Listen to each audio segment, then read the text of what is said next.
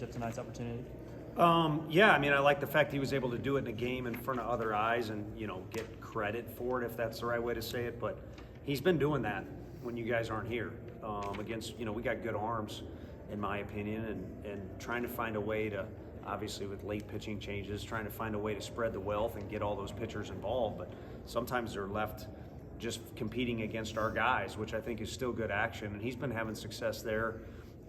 He hit his third homer, but he should have four. I mean, he hit one to the, if you remember, to deep right center, right up against the wall, hammered the thing.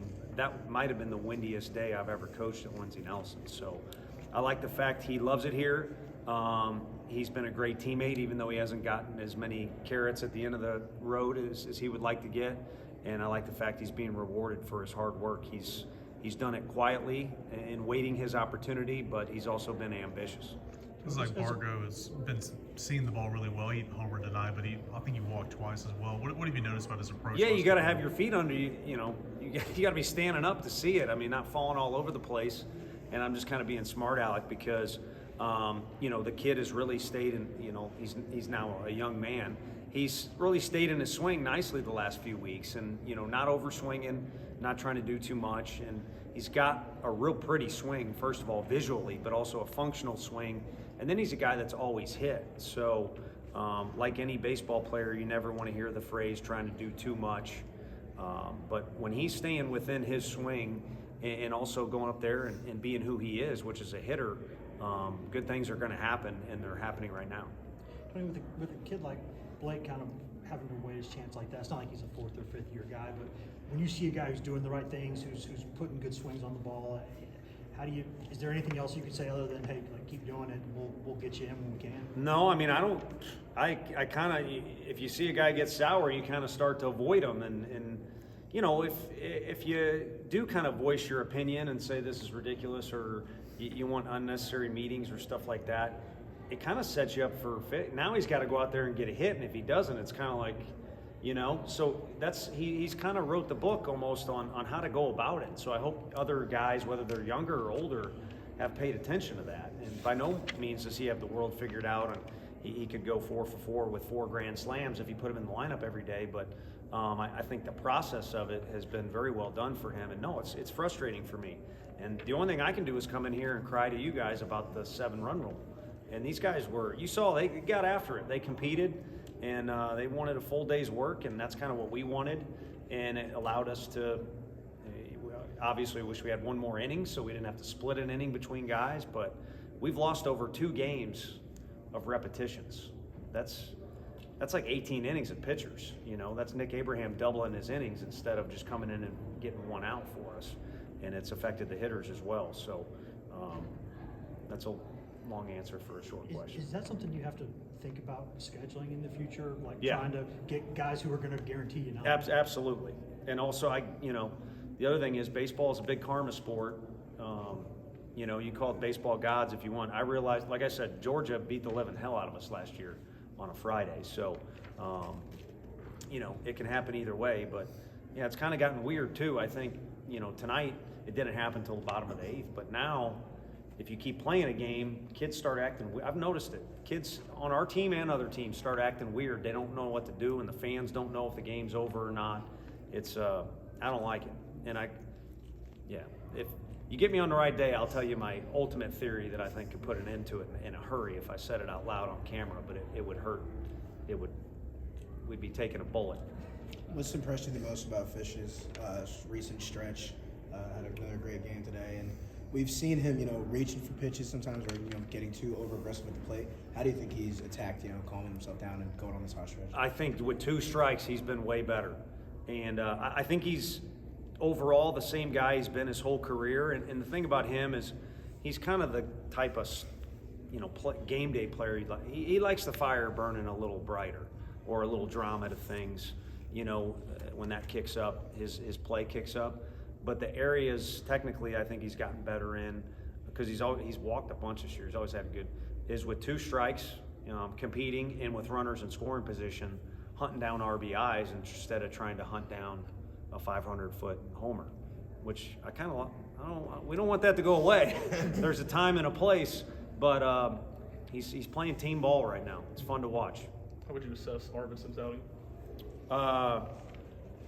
Yeah, I mean, you don't need to say it. Do it. We're halfway through the year, and what he said was, you know, I'm capable of doing a lot for this team, and he's kind of been right on the fringe of some things, and also we took an approach early in the year where it's like, hey, let's get him a bunch of reps out there that aren't long, but let's bring him back 2 days later and get him back out there, and basically he showed, you know, that he wants the ball, but also hopefully to himself, and maybe it's my job as a coach telling this, he showed himself in the mirror, like, that's who, if you can be that guy tonight, then you can be that guy any night. And that guy's pretty good. I don't give a dang what situation or what competition or if it's a home game or away game. We can utilize that, what he did tonight. Was the plan originally to use him multiple innings, or just how things? No, the plan wasn't even to use him, to be honest with you. And the game got tight, and whether he realizes it or not, I think he's a really gifted kid and one of our better arms. So I thought he was the right man in that situation, especially with some of those lefties coming up. But he's kind of equally good to righties. And then it was go one inning, and then, you know, that's kind of what you want to be, is don't let the coach take the ball out of your hand or make it really hard. So, and he wasn't the only one who did that. You know, Crabtree was pretty good, but Breedlove was very efficient and looked good in his innings. So all you can do is do what Grimmer does. Work hard for your opportunities, and when you get them, you go out there and play, and your actions kind of speak louder than words. Back on the road. You kind of already beat me to it about Breedlove, but what can you say about his second inning today? He only needed 11 pitches. Yeah, I looked at the pitch count thing too to kind of measure out guys, and he was one of the lowest ones. And it probably would have been lower if he would have landed his breaking ball. It kind of took 2 breaking balls, which is it's tough on a reliever. And today was kind of a non-traditional relief performance, but you want to be involved that breaking ball right away, especially if it's as good as kind of the different looks he's got. So you take away those first 2 breaking balls that took him to settle in.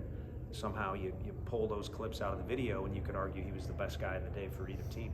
Coach, Ariel 0 for 5, kind of uncharacteristic for him. What did you see from his at-bats today that were uncharacteristic? What did you see that he can work on moving forward? Yeah, really well-struck ball to right field. He saw a bunch of pitches. He obviously played really good defense. I mean, the one play to his right almost made a spectacular play where he was really deep in left field. So really he's like a catcher. And I know Levi definitely don't want to hear that. Peebles don't. Those guys can all hit, but if you're playing those positions, Hunter Ensley, if you make a catch crashing into the wall, Ariel plays great short. Our catcher does a great job with the pitchers, and Frank, it's a win for the Vols. And then whatever you add on top of that is a bonus. So he'll be fine. He needs to stack reps, and yeah, uncharacteristic that he didn't necessarily contribute on the stat sheet, but there were some ABs in there where he was seeing the ball well, and obviously the one to right field was something to get excited about, because he does need to use the whole field. Back on the road this weekend, how did you like the way your team handled last weekend, just in front of the fans and all that? And then Yeah. Second notes day to day, but how's Gavin today? Yeah, Gavin is better, making progress for sure, and he's been able to swing a little bit. We'll probably go slower than he wants on that, but you know, we'll see. There's a good chance he could at least do something this weekend. And then last week was good for the guys just to be in an environment, because it's rowdy everywhere you go, and somehow Reese Chapman made friends with those guys out in right field. I don't think they didn't like me. I know that based off the chant they had going on, but you kind of learn to love it a little bit. But you got to get used to it regardless of what's going on, because every place has got a little different style. And this is one of the biggest parks. This was, I think, I went in the SEC at the time, the first huge park in the country.